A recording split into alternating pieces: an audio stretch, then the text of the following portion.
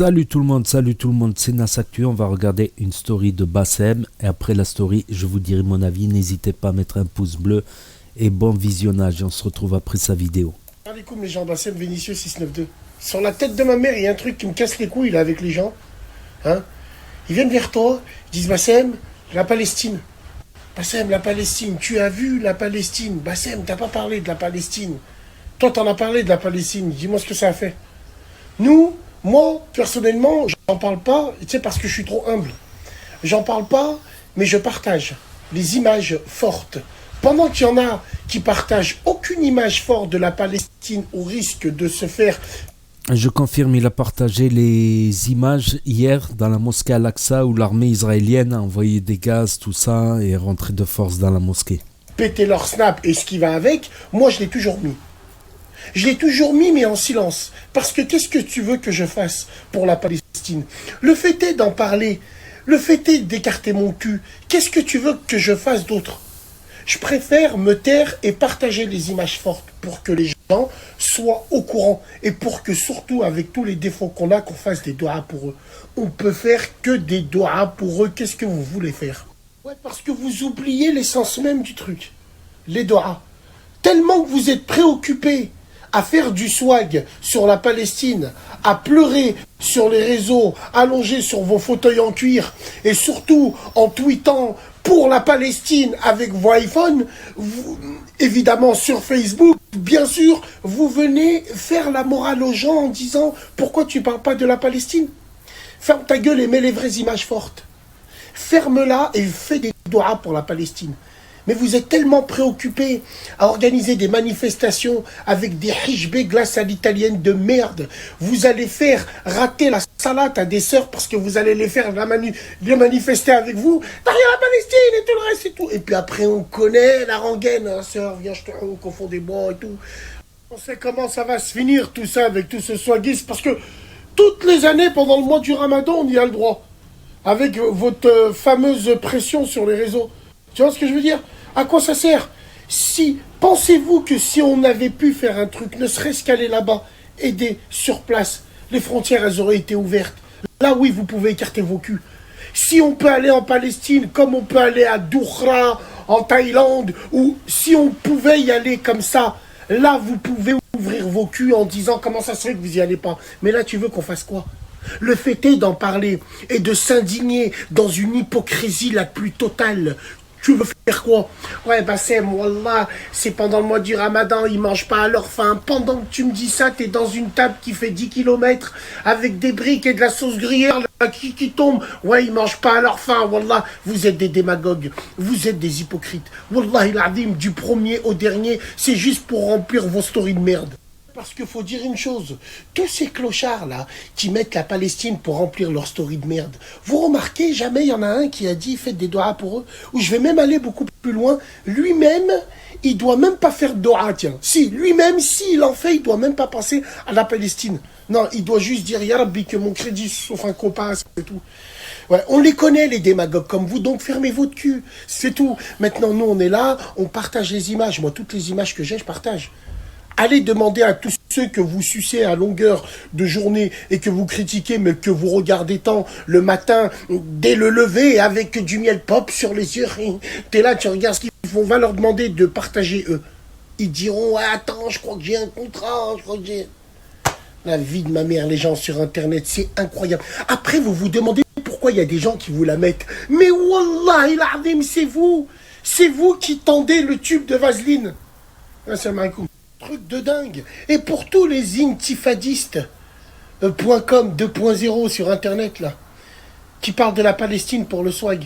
Déjà, pour parler géopolitique, tu parles de nous, des gens qui sommes en France, quand tu sais que cette parcelle de terre est entourée que de pays musulmans là-bas, ce qui paraît. Il y a même des pays qui ont la bombe atomique. Ils ne bougent pas et ils font rien. On le sait tous, ça, depuis la nuit des temps.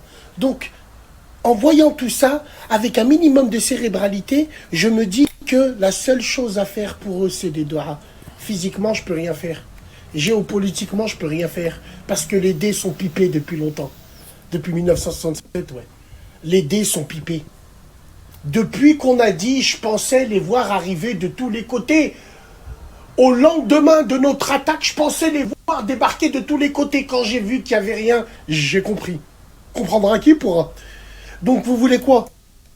C'est un Israélien qui avait dit ça. Il pensait que au lendemain de leur attaque, tous les pays arabes ils allaient venir. Comme il n'y a eu personne, bah, ils ont continué.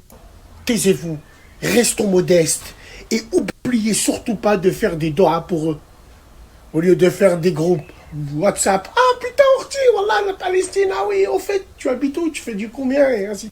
Ma soeur, hashtag Free Palestine. Viens en privé, il faut qu'on parle de ça. Et pendant que tu y es, tu m'enverras des nudes en passant par ma PS5 que j'aurai allumée grâce à Netflix. Tout ça en tirant sur ma chicha. Hashtag Free. Oubliez le plus important. En ce mois béni, avec tous les défauts que j'ai, qu'Allah leur brise leur coccyx à vie à tous ces gens qui s'enrichissent sur le dos de la Palestine. Parce que le malheur des uns fera toujours le bonheur des autres. Ça fait des années-lumière qu'on envoie des dons.